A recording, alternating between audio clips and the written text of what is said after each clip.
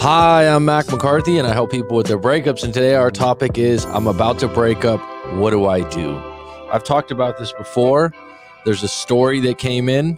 Specifically, this guy's in a situation where he's about to break up. And I actually have some bullet point questions to ask before you decide to break up that can get you a little bit more clear on it. Just a quick shout out. This tie was sent in from a client of mine. They asked me to wear it in a video. So this one's for you. You know who you are. We've got a good topic today. This is really interesting because a lot of times breakups, you're past the point of, how should I say this? Getting back together right away. So what happens is it's really good to really think about, I'm about to break up right now. Do I really want this? Because it is absolutely not that easy. Okay. I remember this story about 2 years ago now. It was a friend of mine. This wasn't a write-in, but he called me. He was frantic. He was emotional. And this individual could be a bit emotional. What I mean by that is that he wasn't emotionally stable with his issues. So what he did was, he's like, I'm about to break up with my girlfriend. I knew the girlfriend. I know him well. I said, hey, man, just take a day to think about it. No, she did this. She's using me for money. She's this, she's that, she's this. Now, I knew their relationship. I knew where he was coming from. I thought he was overreacting. I thought they were pretty good together. They had only been in a relationship for about 3 or 4 months, but it was during COVID, so they were spending a lot of time together. But he had some overreactions to some things. And I said, hey, look, just instead of breaking up, don't meet up right now and think about it for a day. Tell her you're just tired tonight and you want to take a break, and maybe me and you can talk about it. But he was dug in. He was upset about a specifically small thing for him. And really what it came down to was he was really upset that he didn't get enough intimacy the last week or 2 weeks while he was helping her out minutely financially. What I would mean by that, it's like she had a job, she was doing things. He was upset that he had got her lunch a few times and she had brought a friend or something like that. So the interesting thing about it is he tells me this. I said, hey, it's not going to be that easy. Okay. And this is, like I said, this guy, I think they were together 3 to 4 months, right? He just hadn't had a lot of experience in relationships. No, I'm going to break up. No, I'm going to break up. She did this. She did that. She did this. And like I said, the things weren't that bad. When you're in a highly emotional state, take a breath. When I say take a break, I don't mean like take a break in the relationship. I mean like give yourself some time. Go have some space. This is a time to talk to a coach or a therapist if possible. But if you're going to act just on emotion, on recent events, like I said, breakups, any way you dice them, they're not easy. If you care about the other individual, you're into them. So cut a long story short, he breaks up. He meets up with her. He goes, yeah, I told her I broke up. Yeah. She was shocked too. And this particular situation, the girl was really good looking and she kind of knew it. And she wasn't as in as he was to the relationship, but they were working through some things. So she was a bit shocked because she was considering herself the prize. So when he broke up with her, it was kind of like, really? You're going to break up with me? Now, the problem I had is he didn't even try to work on the problems. It was just like, you know what? You did that. You're not getting intimate enough times. And I bought you lunch a few times and dinner. I feel like I'm being used for money. And like I said, from doing this a long time, I don't feel like he was being used. I think he was overreacting. Okay. There are certain women that when you go out to eat or you go out to do things, it's in their belief or in their thing that you're going to get them if you make more money, if you have more money. And like I said, she wasn't extravagantly asking for things. Now, Where am I going with this? Within a week, he was calling her back, saying sorry. A month later, I was with him. We were having dinner. The ex-girlfriend at the time showed up, and he was like beside himself. So for the next 3 or 4 months, when he would be lonely, he would call and text her and say sorry and all these things. And I knew it was coming. He had nothing else lined up. He didn't have a high level of confidence. And he just acted on emotion. And this is why when you break up, you gotta know where you're going with this. Okay? I mean, if you're in a relationship and you're going to break up over a problem, now, if you're having a repeated issue over and over again, okay, I'm with you. Okay? You have a repeated issue, it's like dog chasing its tail. It's like, we did this again.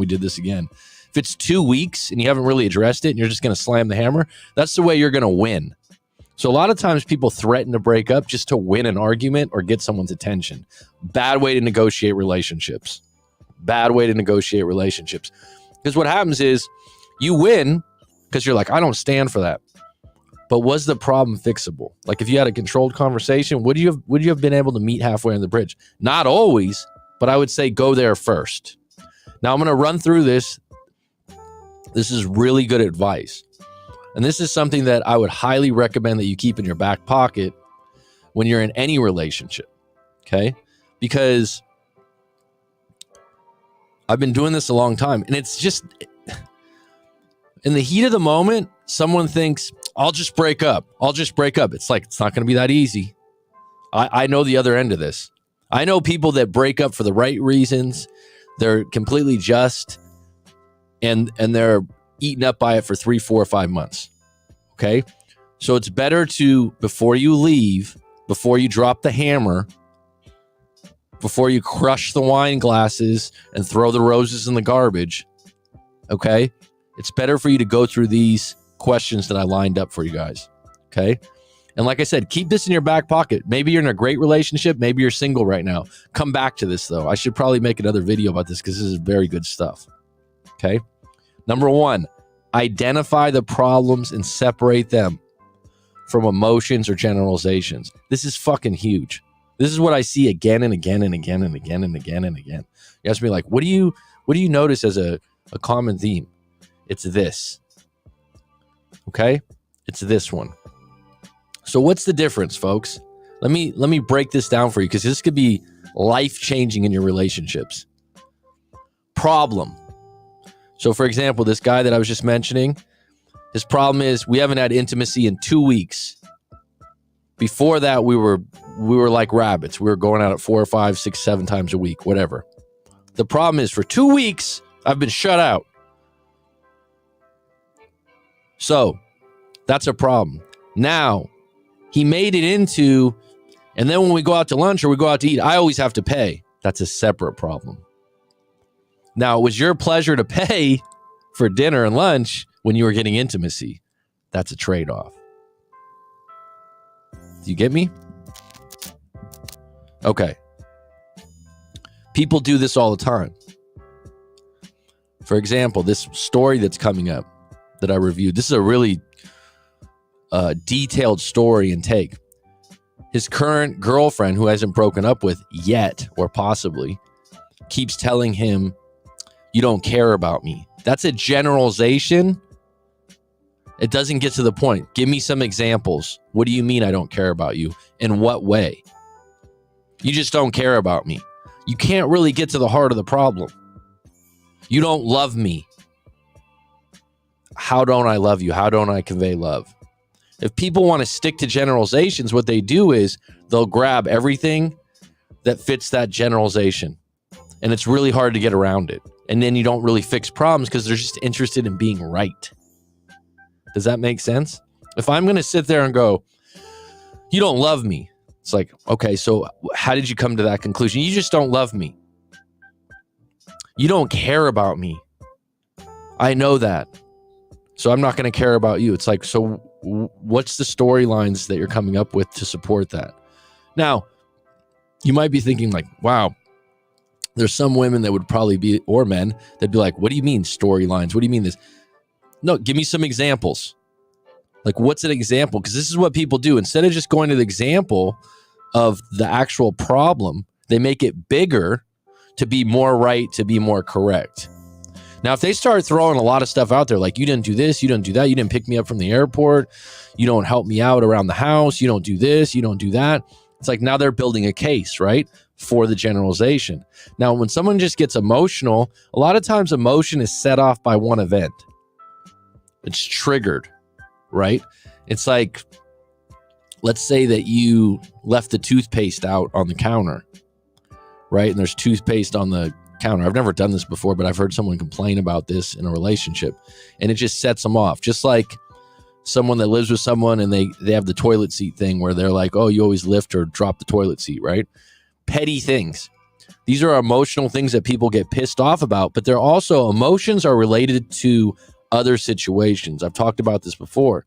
So if someone has a lot of shit going on in their life, like let's just say a busy schedule, I'm working 60 hours a week, I don't have a break, I'm tired all the time, you're not going to have a lot of patience with your partner. You are going to be more highly emotional. Now, on the flip side of that, I've witnessed this. An individual that's not working, that doesn't have a lot going on, can be highly emotional and needy and clingy because they don't have anything else but their partner. Okay? So when they're being needy and they're, where have you been? What have you been up to? It's like, so you just been in bed all day watching TV? You want me to sit and watch TV with you? No, that's not it. You just don't care. What have you done with your day? Oh, and then they come up with all these things. So identify the problems and separate them from emotions and generalizations. Now, alcohol and drugs is a big one. That's an easy one to identify. It's a very common one, right? Someone's a drug addict. It's like, that's a problem. We can just talk. We don't need to generalize. It's like you smoke crack every day. You're a drug addict, right? Get to the problems. Write them out. Are they fixable? If your partner can't get to the problem and they just keep doing emotions and generalizations, they're just not wanting to fix the problem. They're going to typecast you. And that means like, oh, you're just this, you're just that. So whenever you do something to counter that generalization, it's the guys go, well, I'm walking on eggshells, I can never get it right. It's because someone's created a generalization or a typecast. Like I said, Robert De Niro is not going to make a movie where he's a carny folk or a clown at a kid's birthday party, right? He's typecasted. He's going to be a tough guy, even in a funny movie, right? When your partner starts to typecast you into some kind of theme, it's really hard to crawl out of that, because even if you do the right things, they're going to go, oh, that's not you. So if that starts to happen, you need to identify it, and you can't play that game anymore, because what happens is, if you do it too long, what they do is you start to believe it, right? You start to believe that, you know what they said is right. So when you're around them, if they're giving you a generalization or they're typecasting you in that way, you got to ask yourself, has other people told me the same thing before? Is it true about me? Number 2, are the problems fixable or just continue to be repeated?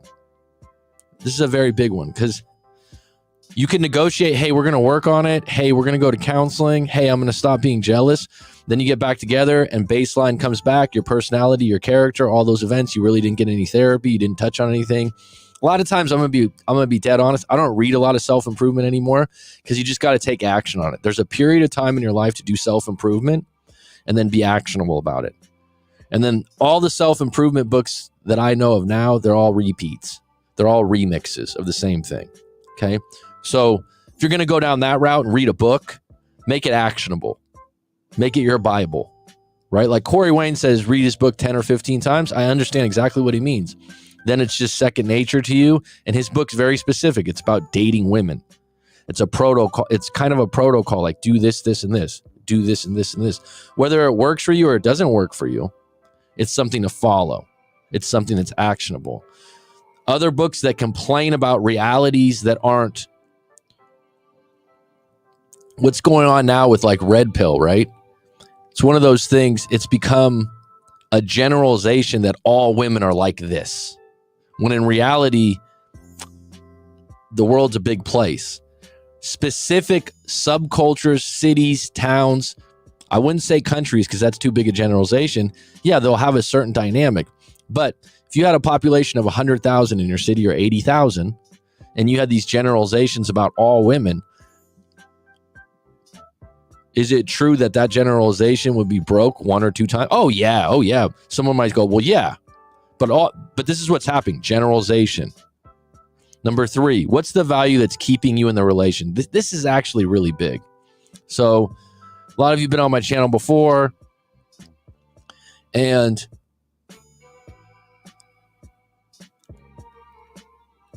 this is probably one of the biggest concepts. So a lot of times guys will come on. I've had guys that I've invited on the channel to air out their stuff, send in your story. Oh, she's toxic. He's a narcissist. Women call men a narcissist. Guys call women toxic. The list goes on. Those are generalizations, by the way. Those aren't getting to specific problems. Those are labels, right? And then it makes you feel really smart, like attachment theory. Oh, they're avoiding attachment. Label, generalization. What's your problems with them? They're an avoiding attachment. What's your problems with them? It's different, right? Well, they're an avoiding attachment. What does that mean? Well, according to the book, it means this. What are your problems with them? You got me? Now, what's the value that's keeping you in this toxic relationship with this narcissist? For men, a lot of times, Rob IS, who's on deck, who knows what I'm going to say, what is it? For most men, it's outstanding intimacy. Okay? If a guy's with a nutcase, stage 5 clinger, Looney Tunes, whatever, and he's going on and on, she did this, she did that. It's like, so let me just ask you something. Why are you with her? No, she did that. What's the intimacy on a scale of 1 to 10? It's a 10. That's a trade-off. That says, I'm gonna deal with this nutcase, crazy, toxic person that I don't like their morals and values, but I get outstanding intimacy. Okay. Now you know what you're staying in for. You can stay or go. Well, you have to ask yourself, could I get this outstanding intimacy in another relationship where I don't have to deal with a nutcase? Does that make sense? Now, women could stay in a relationship with a ex-convict for the same reasons. Or the classic for women is what? Money. Is that true all the time? No. But a lot of times a woman will complain about a guy.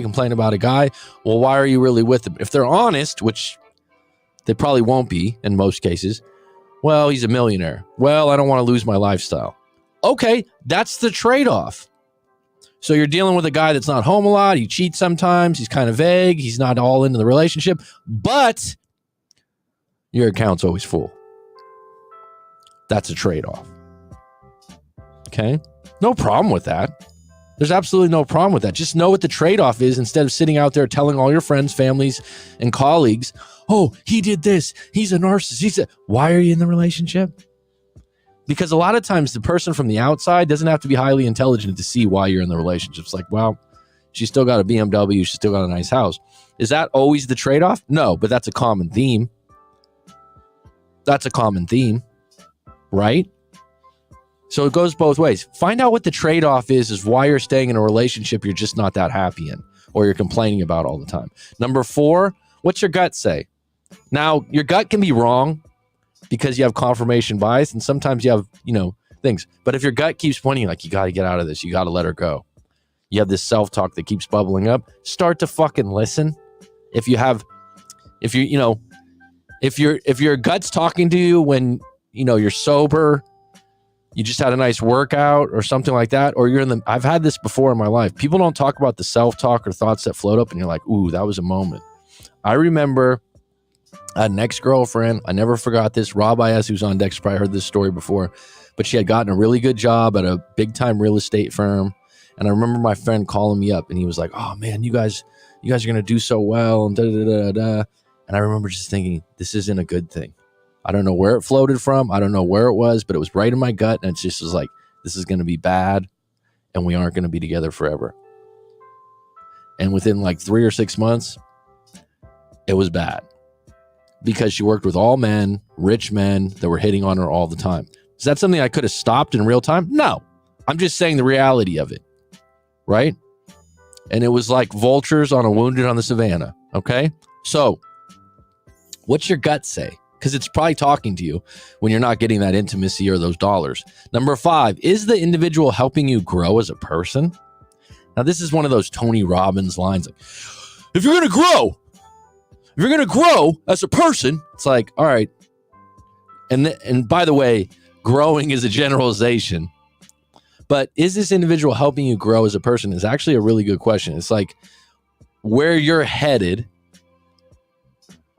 are they with you on that journey? So if you're ambitious and you're looking to make a lot of money at your job and they're kind of a penny pincher, coupon pincher, it's probably not going to help you. If they're bringing you down, for example, there's a client of mine he's a workout guy. He's training to be a dietitian, all these other things. And he said his girlfriend used to make fun of him for going to the gym, calling him a douchebag. It's like, what? That's one of those things. It's like, that's not going to help you grow. You're going to school to be a dietitian and she likes junk food. You see my example? That's not going to help you because eventually at some point you're going to stop off and get some junk food with her, right? And even if she's still got a good body because she's young, it's still going to bother you. So you don't have to be lined up on everything, but are you going down the same path helping each other? It's just like when I was in college. If you're with someone else that's in college, doesn't mean that you can't be with someone that's not in college, but it definitely helps when you have the same schedule. You both get to talk about classes, getting grades, teachers. And most people that are in university usually date people in university, right? And it usually lines up really nice, okay?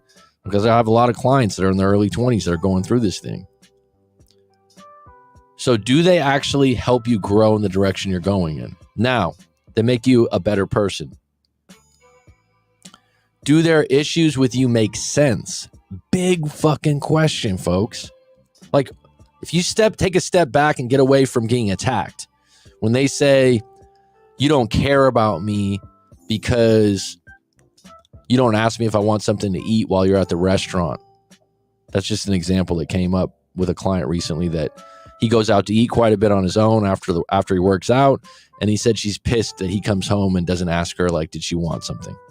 Does that make sense? Actually, it does. That's like something you could do. You're like, oh, you know what? I didn't think about it, but did you want me to pick you up something, hon? I'm at such and such restaurant, right? Now, here's the problem. He starts to do that, and then she still has the same generalization about him. Well, you don't care about me because you don't do this too. Now, that's a problem. Now, that's something that's locked into her head as an insecurity, right? Okay. So, does their issues with you make sense? Number 6, do you believe deep down you can do better or equal to? This is big. Because a big problem is sometimes people are like, oh, I'll never meet another one like this. That's true. People are like fingerprints. They're not equal. You won't meet another one like them. Can you meet someone equal or higher value? I'm going to tell you this. At 41 years old, myself, my life experience, yes, you can. You do need to make space. So if you're going to meet someone equal or higher value, they're usually not going to be one that is letting you meet them on the side. You're going to have to make space. You're going to have to be single all over again. You're going to have to learn how to ride a bike again and date again and do those things. But yes, you can filter for someone new, better, or equal to the person you're with. Equal means not the same, but equal value or higher. If you've ever been in a breakup, every time you end up with a new girlfriend or boyfriend, for the women out there, right? You should be leveling up to something that's better for you and a better match. You should be thinking to yourself, well, my last relationship, I really settled. Or my last relationship, this is what went wrong. I want to make sure that I'm with someone that has healthier habits. I want to make sure that I'm with someone that doesn't like to watch TV 5 hours a day. Okay? Those are things that you can make some check boxes on. Number 7, what scares you most about breaking up? I mean, what really scares you about breaking up? It's different for different people. Because if you take a step back and you ask yourself, is it that scary? Well, like I said earlier, what's the trade-off? If it's finances, I haven't worked in 10 years. Well, newsflash, your job is your relationship now. If you're financially supported by an individual in a relationship, that's your job. So you now have two parts to them. I'm not saying it's wrong or right. Just realize what situation you put yourself in. Someone's like, well, he controls all the money or she controls the money. I've seen this before. A lot of guys go, oh, that doesn't happen very much. It does. Whatever you end up doing that, you're taking away power from yourself because that individual owns a lot of what you do. So when you want to break up or you have a problem, in the back of your head, you're like, I'm going to lose my place. I'm going to lose all my money. So I'm going to put up with all this crap because it's kind of my job. That's where the trade-off comes in. Now, guys aren't really honest with themselves. When they go into this trade-off part, like I said, a lot of times it's intimacy, fee, fi, fo. It's like, well, if we can just get back together and have good intimacy, I'm fine, right? They don't think, oh, that's what scares me about the breakup. They don't think, for the most part, that's what they're going to really lose. But when it's been a week of no contact and they haven't hooked up, they start thinking about it more and more. Just be honest with yourself. What scares you most about breaking up? There's another one that's a big theme. If we broke up, we just wasted all that time. I had time invested for 3, 4, 5 years. It's like, well, would you like to go another 3 or 4 years in misery? I've had clients that have been married for 20, 25 years. And they're like, for the last 5 years, we didn't sleep in the same bedroom. We didn't talk very much. The relationship was done. We kind of just stayed together for the kids. That's the trade-off. You stayed together for the kids. Okay, I'm okay with that. But that's what scares you. It's like, oh, I don't want someone else raising my kids. That's an admirable thing. That's an admirable reason to stay together. Someone from the outside is like, oh, well, you don't want to ruin your life. Well, I mean, if we have to sleep in separate rooms till they're, 18, 19 years old and I'm in the house, maybe that's a good thing. I haven't been in that situation. I've seen other people that have, and I think it's admirable. I think it's a fair reason. Someone that says, well, I don't want to break up because I just don't want to be alone. Well, then you're probably really insecure already in the relationship, and that's what's causing problems. What will be some benefits of breaking up? Well, you can meet someone that meets you halfway on the bridge of what you really want. You could start filtering for someone that fits more of the stuff that you like because you've already identified who you're going to break up with has all these problems, has these issues, has these roadblocks. And it's like, if you think about it, right? If you really think about it, it's going to take time to meet someone that lines up, but it's possible, right? It's possible. All right, let me get into the comments. We got a eclectic group. This is Sunday for me, December 11th. A lot of you out there, it's Saturday night late. Roller Girl, how you doing? As I mentioned earlier, I threw on the tie. Someone asked me to wear the tie and sent it in. So I said, all right, I'll wear it today. You look like a control room tech getting ready to launch rockets. Houston, we have a problem. I could see that. Maybe with some glasses. That or a, what is it? Missionary, right? The missionaries with the backpack and the short sleeve white shirt. That's not what I'm doing. But I thought I'd just throw it on. I've got about 100 ties, so. But this one was sent in there, asked me to wear it. So I said, okay, I'll drop it for you. I'm not going to say their name because they probably don't want their name said. All right, so. I like ghosting much better and easier until you get ghosted. How do you handle being ghosted? That's a big one these days, right? Because I think before there was texting, which I think Ozzy lived during a time where there was no texting. I did too. Could you really ghost someone? It's almost like blocking on platforms and social media. It's like you can ghost, but before it was a little bit more difficult because I think there was a lot more relationships where you had inner ties and you were interconnected with friends and family and work. It just wasn't as common. I will finally be in Thailand January after I spend Christmas with family in Cali. Where are you from? Where's your family in Cali? I thought you were from Florida. You know I'm from California too, from the biggity bay. Happy to be back in Bangkok. I just ran into someone recently at the shopping mart that was from Morgan Hill. Enjoy Cali. I don't know about Bangkok, but Phuket is packed. There's a lot of people here right now. So they everything's open, everything's ready. Have a good trip, my friend. Well, most, not all, but basic culture. I don't know what that's in regard to. Yes, outstanding intimacy. Yes, I remember that story. Thanks, Rob. You're probably getting sick of these stories, huh? All right, so when I say sick of these stories, my personal stories. Here's 2 that just came in. And if you have a story you want to send in, go to writemac.com. And send it in. I could unpack it in a video like this. Let's start with the first one being the shorter one. Let's see here. So this is an LDR. Not exactly the case of the one that I'm going to highlight as part of the I'm about to break up. What do I do? Right? But let's get into it. So, hi, coach. I was in a 2-year long distance relationship and we broke up 6 months ago. 1 month prior to the breakup, she admitted she didn't feel the same. After a long talk, we decided to up our efforts to make it work. So bottom line is, if you're in an LDR, I'm always going to tell you this. How far is the distance? How often do you meet each other? Those are 2 primaries. And what's the finish line for living in each other's area so you don't have to, continue long distance? If you were long distance for 2 years, long distance relationships do have a shelf life. They do have an expiration date. You just don't know when it's going to be. But who wants to be long distance forever? 2 years is pretty long, man. All right. So after a long talk, we decided to make efforts to make it work. She recognized herself as an avoidant during this talk, and we listened to a video on their attachment style. All right. So if you know me, the avoidant attachment theory and all that other stuff, it's a theory. It's not fact. It's not absolutely true. It's an umbrella to put your partner under. I don't think it does a whole lot of good. It just labels them, and it gets away from it's a bigger label. And if you just want to get down to the problems. So if I had to guess, one problem would be long distance, right?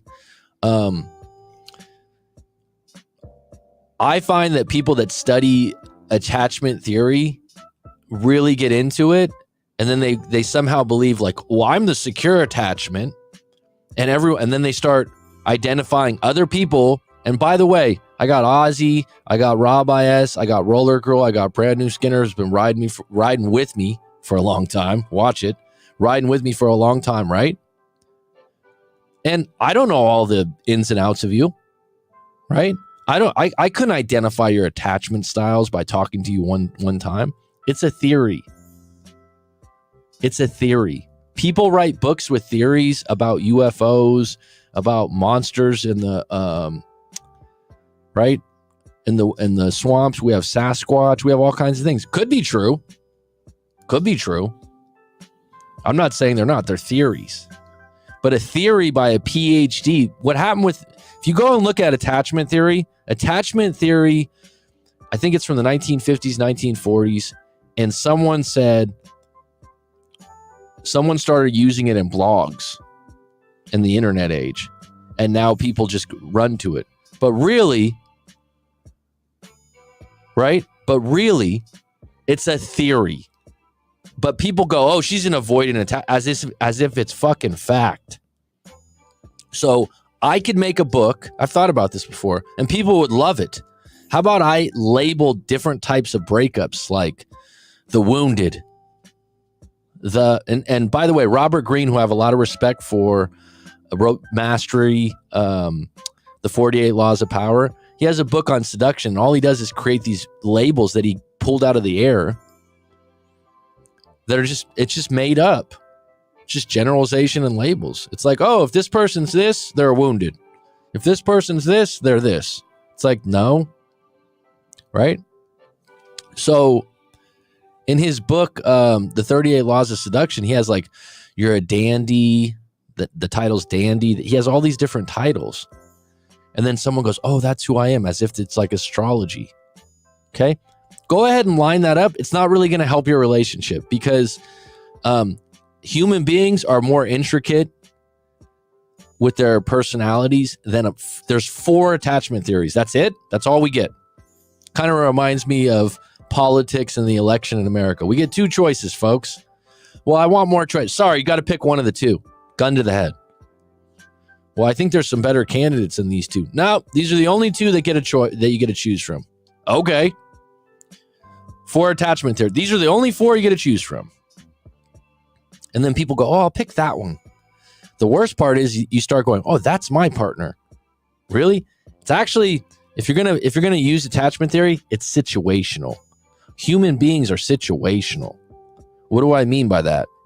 Human beings in a certain situation will lose their shit. And the same human being versus another one, for example, someone that's scared of snakes, right? I go hiking in the mountains here in Thailand all the time. There's a bunch of wild snakes up there, including cobras, right? People are always like, oh, I would never hike up there. There's snakes. I go, well, they usually don't attack, and there's trails, right? But there is snakes. Now, that's just one small part of me as a human being. I got the gusto, the guts, the balls, or I just look at it like, I'm okay, right? I'm not that worried about it. Someone else, absolutely paranoid, freaked out, will never go. Now, would they fall under some kind of theory because of that? Now, the same person could be bold as hell,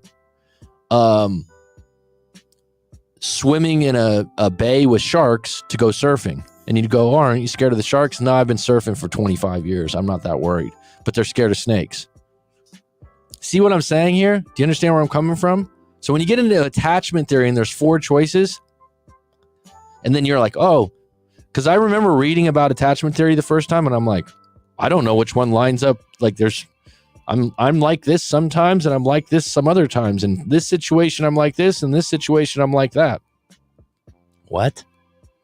Stay away from the attachment style. I just don't think it helps a lot. What it does is everyone goes, oh, you're this.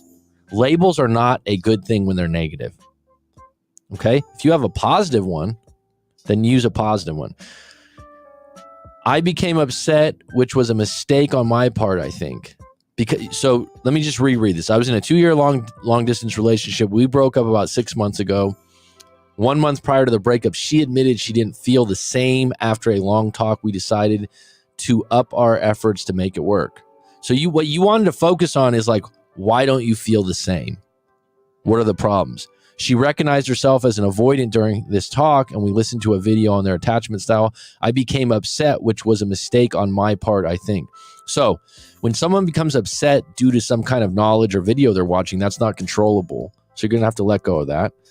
In the next month, I made the effort, and I don't feel she did. That's an opinion. Again, this is where when you just give me like this little short sample size, you don't write your story or book a session. Well, I made an effort. She didn't. What's the example? That helps, right? We then met for a day date, and she broke up with me. I didn't argue, and it was mutual, although since I've realized I do seriously miss her. Well, the bottom line is, when someone gets to a point where someone breaks up and they say they don't feel the same, and you're like, let's work on it, the odds are against you that it's going to work out. Especially in long distance, it's double against you. So this shouldn't have been shocking, because you think like, we agreed to work on it. Really what she did is, I'm sorry, I know you don't want to break up, so I'll try. You don't want to try in relationships that are 2 years. It should just happen. Okay? So I've realized I do seriously miss her. I sometimes keep in touch with her brother as we play the same sport and do play each other this season in a match. She will be there, I'm sure. I tried to work hard on recognizing my anxious issues. As she said, one reason for the breakup was due to me always thinking she would break up with me. If that's true, I don't think that's an avoidant issue. I think that's an insecure issue due to long distance.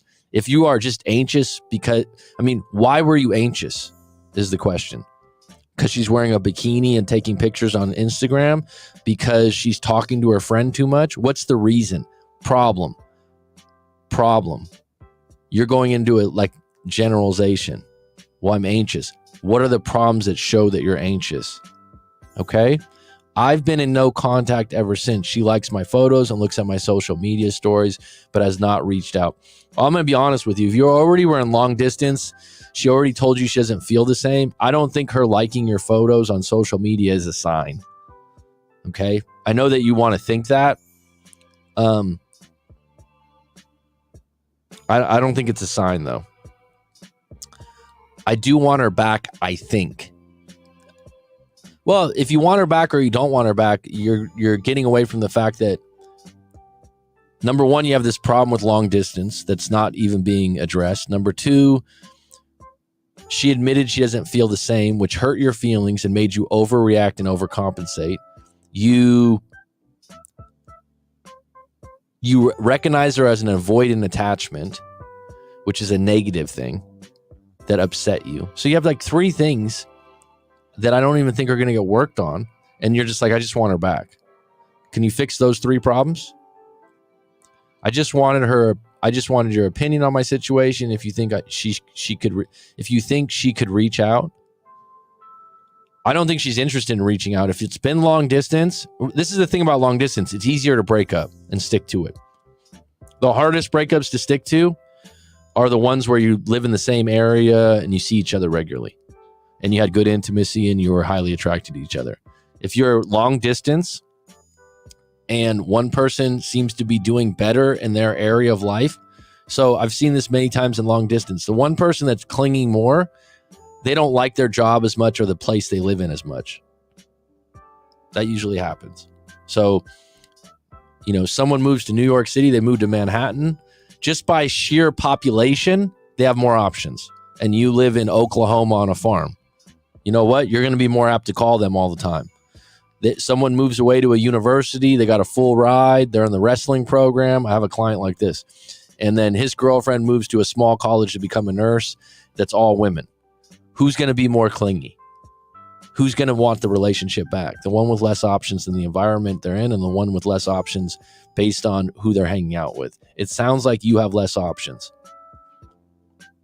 And just, why can't you find someone that's not long distance would be my main question. All right, let me check in on the chat here. Ozzy, yeah, coach, thank God they invented the internet. Much easier to reach honeys instead of clubbing or the mall or park. Too much work. You know what's funny about that, Ozzy, is there's some people that complain about the fact that, no one does cold approaches anymore. No one does this. So you can make it a benefit or you can make it a negative. I'm glad you made it a benefit because it's going to be for the rest of the time that most people meet people through the internet. So deal with it. Don't fight it. Go with it. One like for mention of UFOs, future artifact. Right on. You want to talk about UFOs? I don't have a lot of information about that. Why you want her back? So many honeys out there. I mean, Roller Girl, I'm 59. I'm 57 and a half. Don't you get to a certain age where you stop being a half? I think, when I remember there was one kid when I was young, it was like seven and like 2/4 or 3/4 or something like that. I've never heard that before. That's funny. I'm in my 30s. Good for you, Rob. I loved my 30s. Loving my 40s even more. Let's work on it. Makes the transition out easier for some people. It's also pity. People don't want to be abrupt most times. Well, you always incise the half. It's interesting living in Thailand. Adults pretty much usually, like if you're 33, they usually say they're 34. They usually go with the age that's coming. So random, right? And I'll be like, what's your real age?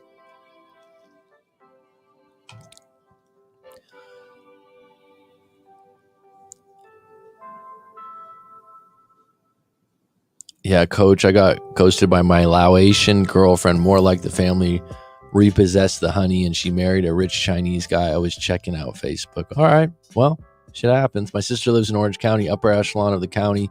Yes, I'm still in Miami. I have a friend visiting that grew up in Orange County near Dana Point and Laguna.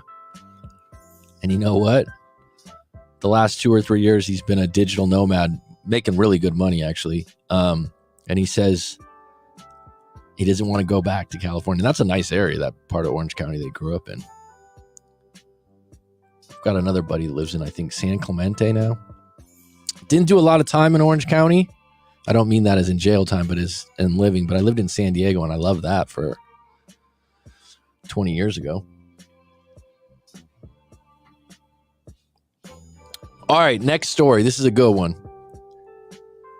I actually reviewed this one before because it's a bit long, but this is how I came up with the topic today, and it's really a good one. So,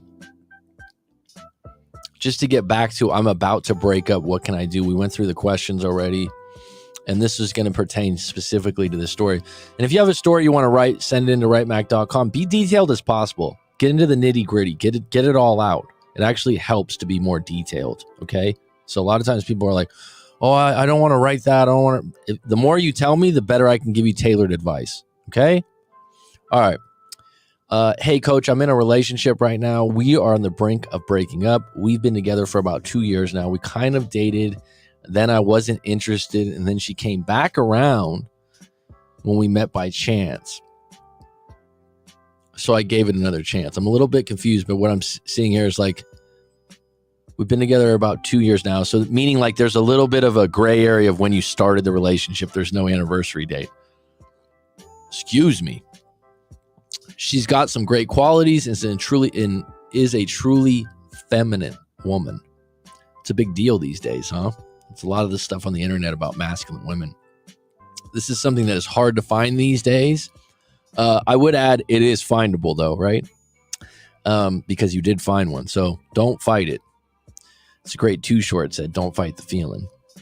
I really appreciate that about her. She loves to do sweet things for me, but every once in a while, this dark side comes out of nowhere, and she starts accusing me of not caring about her enough, that she now doesn't care about me, and she's just going to move out and live with her family. Everyone has a dark side, right? It's not just her. It's just a matter of how much under control they have and what is the dark side, right? Just some things I picked up right there. So it sounds like she's close to her family and she feels like that's her safety net. I'm going to say that probably she likes being taken care of if she's thinking of not getting her own place and she's just thinking of going back to seeing her family. It seems that she doesn't have any interest in maybe taking care of herself in that way. And the crazy thing is, a day earlier, she could be completely in love with me. One thing I'll admit is that I don't show her the attention and admiration she shows me, but that's how I am. I don't show her the attention and admiration she shows. I'm sorry. I'm thoughtful and caring, but definitely not on her level. Well, I mean, if she's highly feminine and you're masculine, I think that's going to be evident. It's like she feels it's unfair that I don't act more like her, but at the same time, she'll tell me sometimes that she loves that I'm so independent and that I don't get worked up over the small things. I guess I should mention that I'm 44 and she's 34, which isn't a bad age gap, but sometimes she can be really immature.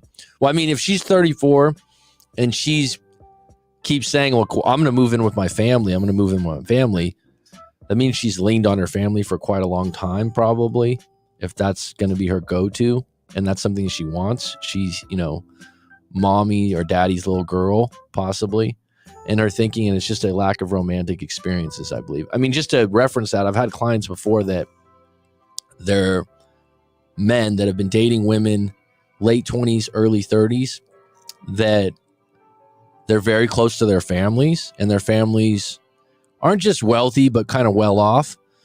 And if they want to peel out of the relationship, it's a nice safety net that they have a good family that's still accepting of them, that still takes care of them financially if they're down.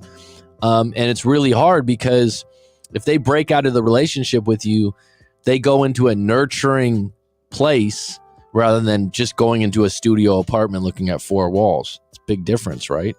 She only had 2 boyfriends before me, and she ended it with both, saying that one got too jealous and she proudly deleted him, and the other wouldn't sign off on her going to live a 2-hour flight away for 3 months to stay with her sister while her sister was in college. All right, so let me just rewind here.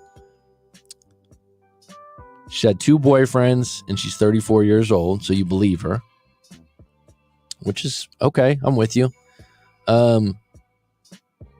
She ended it with both of them. So she keeps coming back. This is what's interesting. She told you that, and then she keeps trying to hold the cards of ending it with you, because you're saying that when you get in fights, she tries to end it with you, saying that one got too jealous and too proud, and she proudly deleted him, and the other wouldn't sign off on her living to live a 2-hour flight away for 3 months to stay with her sister while her sister was in college. She's very proud of the fact that she cut both her exes off, and then when she has problems with people or she doesn't like them, she'll just delete them.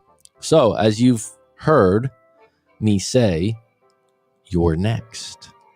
So she's telling you how she treats people and people that are close to her. And I would ask, has she done this with friends or family before? Has she mentioned that, oh, I don't talk to my sister anymore. I don't talk to this. This is a theme in people's lives sometimes. And they don't even know it. They just think, oh, all these people screwed me over. It's like, but you're looking for ways to prove that you delete them. Okay. I know you've mentioned in multiple videos that you're next. When you look at how people treat those in the past relationships or those that are close to them, it feels like she's got good friends and people really like her because she's so sweet and kind, but she's got this dark side. And I'm not sure how to navigate through this. As when this dark side comes out, it lasts a day or two, and she threatens to leave during this period only to make up with me and then let it go. And then she acts like I'm in love. I'm the love of her life. So I call that 0 to 100. 100 to 0. People that go 0 to 100 go 100 to 0. It's a lot of energy to put in. If some people call it love bombing, when someone's, overly affectionate, overly loving, those are the people that can come down also, right? Just like when you've had too much coffee or you've had too much alcohol, the come down's pretty hard. It sounds like here that she's conveying and showing all this love, and she feels like it's not being reciprocated. And you're like, I think I'm being pretty good. And then you just get this, bombshell dropped on you. And I'm not sure how to navigate through this. It lasts a day or two, and she threatens to leave during this period only to make up with me and then let it go, and she acts like I'm the love of her life. In most cases, it seems that she'd get the most emotional before a period, which is actually something that's not talked about, but it's very true. But recently, it's not always the case. Every time we go through one of these phases,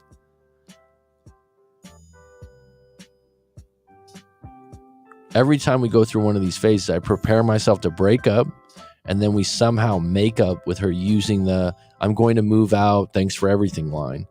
Then I somehow renegotiate and bring her back in. We have some makeup sex, and it's all good. All right, so just know this. You've developed a protocol and recipe for making up. And by the way, there's a cherry on the sundae, right? There's a treat at the end of the threat. So you guys hook up, you have really good intimacy. And so you don't know this, but your subconscious is building a roadmap. All right, she wants to break up with me. I'm going to be able to renegotiate this. I'm going to be able to keep her with me. I have to maybe say sorry, or maybe I have to be responsible. And then we're going to hook up, make up, and then everything will be good. Now, people can have a relationship like this for 2 or 3 years, but eventually someone gets tired of the up and down of it. And by the way, good sex is a buildup of tension. So like the tension built in her leaving and the emotions that are getting higher and higher. But one day, this kind of a relationship, it has a shelf life. I've looked into it on Gaia TV. I've actually watched Gaia TV. I like that. I haven't watched it for a while, but when I was in the States, I watched some documentaries too. They say there's some people out there that are extremely sensitive and they feel things much deeper. It's like 20% of the population. I've seen this documentary. I think it was like a series, if I'm correct. It was a little bit cheesy, to be honest. But what they were saying was that there's some individuals out there that are extremely sensitive and feeling based. This isn't just because they're psychic or something like that, but they're more likely to cry and they get sensitive to issues. And I think it was 10 or 15% of the population. Maybe it was 20% of the population. This documentary said you have to be more patient with them. I've been extremely patient with her as I've learned to Good relationships are a two-way street, and I do my best to understand her, but damn, I just can't stand the constant sensitivity to issues. I don't find that sensitive. Seek to understand, not to be understood. I think you're doing that just by the fact that you're writing this out. The fact that you're 44 and she's 34 will put you in a better position to be more sensitive and kind. I'm sure if you were in your 20s, you wouldn't even last in this kind of relationship. Maybe we just aren't a good match. I thought about your 3 pillars of a relationship. I'd say wow, this guy's watched some fucking videos. Good, man. I'd say my attraction to her is a 7. All right, that's solid. Some guys wouldn't be with anyone that's out of an 8, 9, or 10, but 7's okay. That's a C. That's a pass on the test. I'd say our connection is a 6 or a 7. That's a bit low, to be honest. I think it should be higher. Connection can be fleeting. Attraction can be fleeting. Trust should be cement.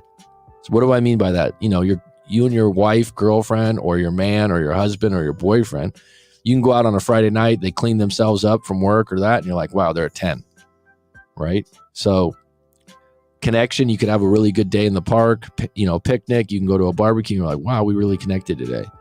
Now, some people are like, it's just a 10 across the board. Those are ones you want to have a relationship with, right? So I would say that, could you do better on the attraction? Could you do better on the connection?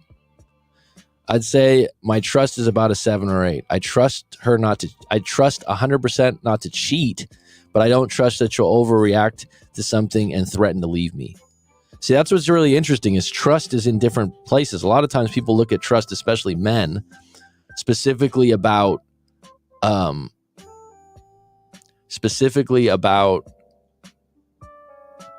cheating or being loyal, when in reality, there's other things to trust you with, such as money, such as threatening to leave me. So that's a good point. Bottom line is, if trust is not a 10 and you've been together for 2 years, that's not good. And I think I'd add that the intimacy is a 9 or a 10. I'd also add one of the biggest reasons I've hung in there with her is that I could see her being a great mom, and she's so family oriented. And that's something I really value. And we've talked about kids, and there's been women I've had a great connection with, but long-term, I'm not sure their mom skills would level up. So this is your trade-off. So you're trading off the fact that she's not a 10 on attraction, she's not a 10 on connection, with the fact that she'd be an outstanding mom. The question would be, when you have a kid, are some of these things going to flare up, such as the attraction might go down to a 5 or 4 post-kids, possibly. Is the connection going to be better when you have kids, or worse? That could go up because you have a better common ground. It's interesting. That's your trade-off, though. So when you're wondering, why am I sticking in this? Well, you just broke it down right there. That's a pretty good trade-off, by the way, right? Sometimes you're going to have to settle for some other areas in lieu of finding someone that's a great wife and mother. I think maybe she needs more professional help. One thing she does also that I've heard you talk about before is that she makes these giant generalizations and sticks to them. So I mentioned this earlier on in the show. Like, I know you don't care about me that much, quote unquote. And just the night before I gave her a massage, I'll then mention caring things I've done, and she'll immediately bat them down as if they aren't that caring. So this is exactly what I was talking about.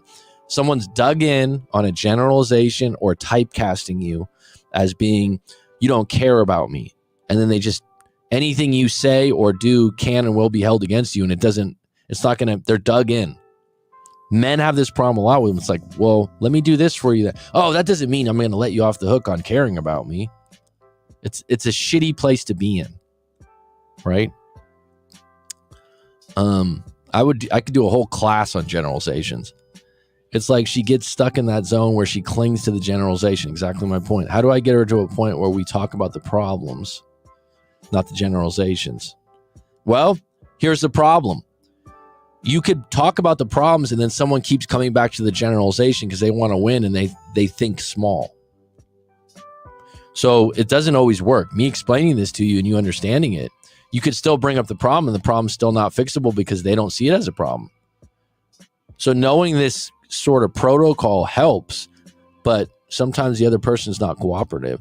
And if I do decide to break up, what's a smooth way to do it? Well, I would say if she keeps breaking up with you, the next time she does, call her on it, like be like, all right, this is done. It's probably going to be easier if she keeps bringing it up. She'll feel more validated that she made the call. Because if you break up with an individual like this that's highly emotional, they'll cling to the fact that you broke up with them. It's kind of narcissistic, actually. But I would say a smooth way to do it is if you're thinking about it, if it's her idea, there's less wreckage on the road from your end. I have a feeling if I break up with her, she's not going to go lightly. Well, like I said, then the next time she threatens, you say, okay, no problem. Will you be out by tomorrow?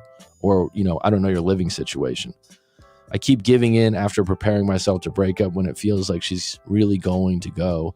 We make up and I also have to be the one to give in. I'm tired of it. I'm not perfect, but the things she gets upset over are ridiculous sometimes. Just know that as long as you accept this and there's a cherry on the sundae where you hook up at the end, it's going to keep happening because there's no there's no consequences to it. So if you stay together another 2 years, this will be the same narrative. You'll be sending me a story like this again. And your trade-off is if we have kids. Now your question would be, if we have kids, I go all in, will this change our problems? Someone would say from the outside, oh, it'll make it worse. I don't know. But this narrative, this current narrative, it's not going to change. It's not going to change because she's getting her way every time she does it. So when someone goes, I'm just going to break up, then they get their way, they win the argument, you give in, and then you hook up. That's going to be a protocol every time. Just know that. All right, so let me just check in with the live stream here. We only got 5 on deck. Oh, I'm going to move out, line followed by makeup sec. He probably has done it that 10 times. See, that's what I mean. That's the trade-off. Just know what you're trading off for. Relationships are a constant trade-off. Work's a trade-off. Hey, I'll do this shitty job if you pay me this for 40 hours a week. It's the biggest trade-off in the world, right? It's also a guarantee of certainty. This is why some people want to get married. Guarantee me that you're going to be with me. Unfortunately, what people don't realize is marriage is no longer a guarantee. It's just, well, let's agree on this today, but if we have to break up, there is a protocol for that. Yeah, it would be hard with alcohol involved. Okay, cool. For you, Roller Girl, it's real. Huntington Beach. I've been to Huntington Beach. Wasn't one. Okay. I mean, after being in the beach in Phuket, the beaches in California, it's like where I live now, the beach is like a 10. And you go back to California, it's like just apples to oranges, man. And I would say ripe oranges to spoiled apples. The makeup to breakup is tough. Then someone pulls the plug for good. That's what happens usually. When the makeup thing happens enough times, the writing is usually on the wall, demonstrates consistent issues. Yeah, that's the first thing my ex said after our last breakup, that she was tired of the breakup makeup, but she initiated it. Depends on the quality of the massage he gave. Great line, Rob IS. I mean, it's one of those things. I've had clients before. I have one recently that's in a gray area where they've gotten so far with the makeup to breakup, but they have a couple kids together, and they don't want to break up for the kids, but they're both seeing people on the side, but seeing each other at the same time. And from the outside, I'm like, someone's gonna get left. Someone's gonna get left, and they're gonna go, why don't we play this game anymore? Right? In this particular situation, at some point you're gonna break up. Because someone's going to get fed up. If you're writing this story in this letter, you're getting fed up. I think if you got married to her, I don't know her well enough. I'd have to do like couple session. You definitely wouldn't have any guarantees, but you definitely would be having to deal with that sensitivity issue all the time. Maybe she would be open to getting professional help, and it would really help someone like her. The question I would have is she accountable later on when her emotions drop? So when her emotions come down, is she accountable? Does she say sorry? Does she say, I really overreacted? That's big. If she can do that, then she's halfway on the bridge of maybe wanting to work on things, because she doesn't seem like a bad catch. I know that, like I said, someone might go, 7 on attraction. That's not so bad if that's something that you suggest. Like I said, that goes up and down. The 6 or 7 on connection's a little shady. like you'd want to be maybe 8 or 9. Trust, that's an issue, right? And everyone always equates that to cheating, but threaten to leave you all the time, that's not fun. Like, where do you, I haven't had that in many relationships where someone does that, so I'm not familiar with it. But like I said, there's a hidden valley at the end, no pun intended. All right, folks, this has been good. This has been grand. I got to go get my lunch. If anyone has a story they want to share, go to writemac.com. If you want to book a live session, go to writemac.com. Rob, it's good to see you. I haven't seen you for a while. Hope you're doing well in Canada. Brian Union, hang in there, bud. It sounds like you're doing better and better, getting better and better, doing the best you can. Am I right? Hang in there, bud. Roller Girl, always a pleasure. Ozzy, look forward to you visiting my land. Future Artifact, let me know next time if you got some pictures of a UFO. Maybe we'll bring you on the show. Hang in there, bro. Just show up every day, man. I know it's tough, man. I know it's tough.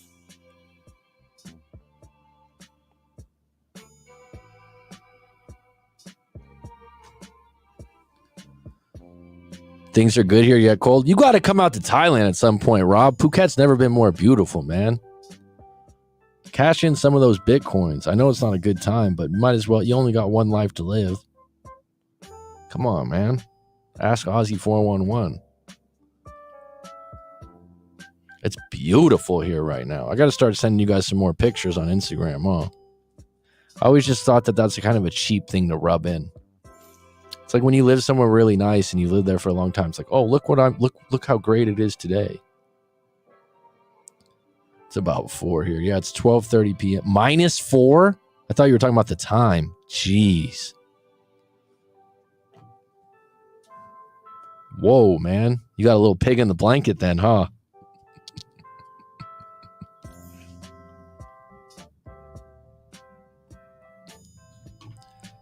Man. Phuket's packed, man. It's never been more people here. Yeah, Brian, it's Coach Mac McCarthy. It's just my name, Coach Mac McCarthy.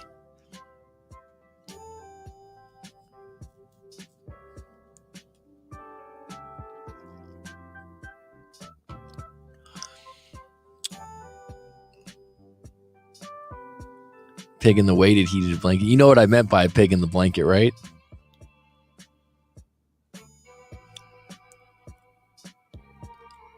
I never got a chance to get to it. I have to go to Cambodia to see a honey. I lost my Lao. Sounds like you're on a budget, man. Phuket's pretty nice. It's pretty nice, man. The thing about Phuket, it's more expensive than those places. So, and it's got higher end hotels, restaurants, things like that. So, you know what I mean then?